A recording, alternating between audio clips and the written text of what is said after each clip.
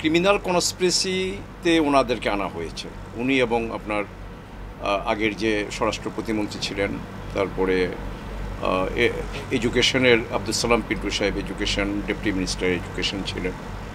তো ওনারা এই মামলার দুইটা পার্ট। এই মামলায় আপনার প্রথম যে চার্জশিট, ওই চার্জশিটে কিন্তু তারেক রহমান সাহেব নাই। তেহরানের যে প্রথম কনফেশন, ওখানেও তারেক রহমান সাহেবের বা এই লুৎফুজ্জামান বাবর আব্দুল সালাম পিন্টু এদের নাম ছিল না।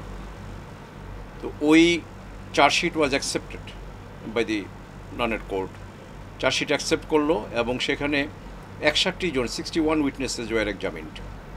এরপরে আপনার এই 2009-এ যখন আবার আপনার পট পরিবর্তন হলো, তখন এসে সম্ভবত এটা 2011-র দিকে হবে, 11-র দিকে হবে।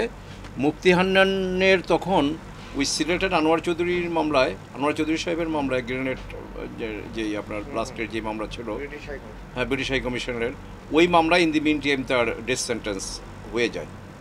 ডেথ সেন্টেন্স হয়ে যায় এবং জাস্ট এটা পরে ওই ডেথ সেন্টেন্স আপনার বোধহয় থেকে হাইকোর্টে ওটা তখন কনফার্ম হয়েছিল কিনা আমি জানি না। ওটা মানে he was under he was in the condemn cell এবং সে ডেথ হিসাবে সেন্টেন্সের আসামি হিসাবেই তখন ছিল। তখন আবার সে কোর্টে তাকে আনা হলো। কোর্টে আনার পরে সে সেকেন্ড যে কনফেশনটা দেয় অনেক দিন পরে, ফার্স্ট কনফেশনের বা ফার্স্ট চার্জশিটের 61 জন সাক্ষী হওয়ার পরে 2011-তে প্রবাবলি তার, হ্যাঁ 11-তে, ইয়েস 11-তে সেকেন্ড কনফেশনে এসে উনি আবার একটা স্বীকারোক্তি দিয়ে বললেন যে আমি আগে সব কথা বলতে পারি না, এখন আরও কিছু কথা বলবো। এভাবে তারেক জিয়া সাহেবকে এই মামলায় আনা হয় এবং এই কনফেশনটা আমরা কোর্টে, আমি যাদের পক্ষে আমি ছিলাম এবং এই মামলার শুরু থেকে আমি ছিলাম, তো আমরা কোর্টকে বারবার কোর্টের কাছে এটা আমরা নিবেদন করেছি যে সেকেন্ড কনফেশন এটা ইনএডমিসেবল, এটা আইনে এটার গ্রহণযোগ্যতা নাই। কারণ আমাদের এখানে আমাদের সুপ্রিম কোর্টের সাজনিন মার্ডার কেস, এটা আপনারা রিপোর্টেড কেস, ওটা দেখালাম, বা ইন্ডিয়ান জুরিসডিকশনে আরও মামলা আমরা দেখালাম, আমাদের হাইকোর্ট ডিভিশনেও জাজমেন্ট আছে যে second confession is not admissible. তো এই সেকেন্ড কনফেশনে তারেক জিয়া সাহেব এবং অন্য যাদেরকে এখানে মানে তাদের সম্বন্ধে বলা হলো, এইটার উপরে আপনার এই সেকেন্ড চার্জশিটটা হলো।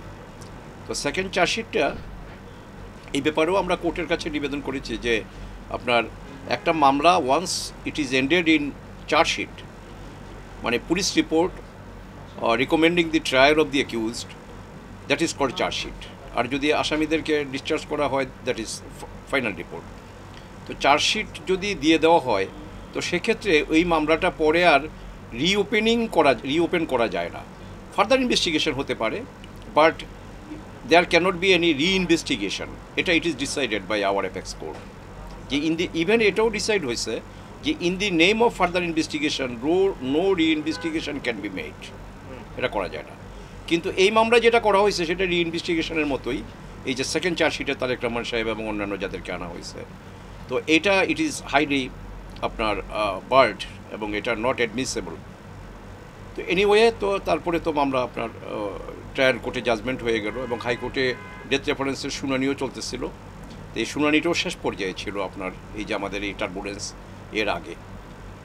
তো এখনও বোধহয় ওই আপনার বিজয় 13 নম্বর কোর্টে মামলাটা ছিল, এটা ভ্যাকেশন রিওপেনিংয়ের আফটার 2 উইকস এটা বলা আছে। তো আমি শর্ট করি, সেটা হলো যে তারেক রহমান সাহেবের জাজমেন্টের পরে যেহেতু তার আগে থেকে উনি দেশে ছিলেন না, উনি লন্ডনে, কাজে ওনার তো এই মামলায় আপিল করার কোনো সুযোগ ছিল না বা আপিল উনি করতে পারেননি।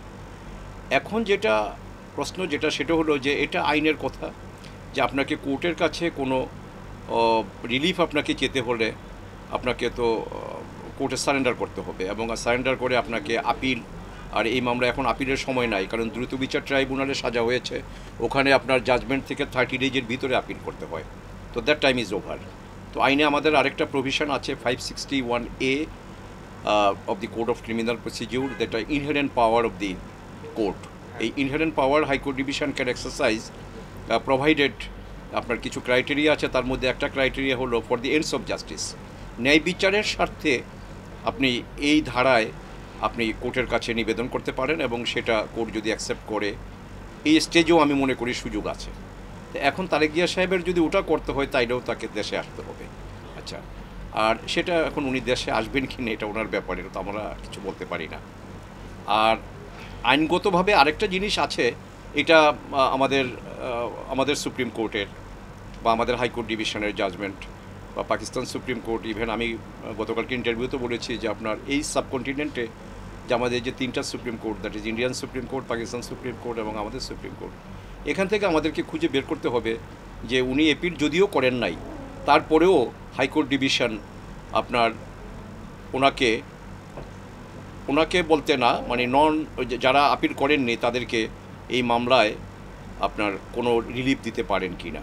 যদি এটা কোর্টের ডিসক্রিশন, এবং এই ডিসক্রিশনটা অবশ্যই কোর্টের ডিসক্রিশন কিন্তু কখনো কিন্তু অন্য ডিসক্রিশন, এটা জুডিশিয়াল ডিসক্রিশন, এটা আইনের ভিতরে থেকে, এবং আপনি for the ends of justice, ন্যায় বিচারের স্বার্থে যদি কোর্ট এটা করতে পারেন, এই ধরনের নজির আছে, এবং এই নজিরটা আমাদেরকে খুঁজে বের করে কোর্টকে অ্যাসিস্ট করতে হবে এবং কোর্টকে দেখাতে হবে যে এই প্রভিশনে বা এই নজিরের কারণে বা এই ডিসিশনের বিষয়ে বা এই ডিসিশনের বলে আপনারা তাকে রিলিফ দিতে পারেন। যদি উনি রিলিফ চান, সারেন্ডার করতে হবে। যদিও উনি আইনের কাছে আপনার আইন অনুযায়ী কোনো প্রার্থনা ওনার কোর্টের সামনে নাই, কিন্তু কোর্ট যদি মনে করেন যে হোল এই কেসটা আসামিদের বিরুদ্ধে প্রমাণ হয় নাই এবং মানে উইথ এনি আলটেরিয়ার মোটিভ এদেরকে আসামি করা হয়েছে, তো সেক্ষেত্রে আপনার কোর্ট রিলিফ দিতে পারেন, এবং এটার জন্য আমাদের অনেক এটা খতিয়ে দেখতে হবে এবং সেইভাবে কোর্টকে আইনকানুন দিয়ে আমাদের সাহায্য করতে হবে।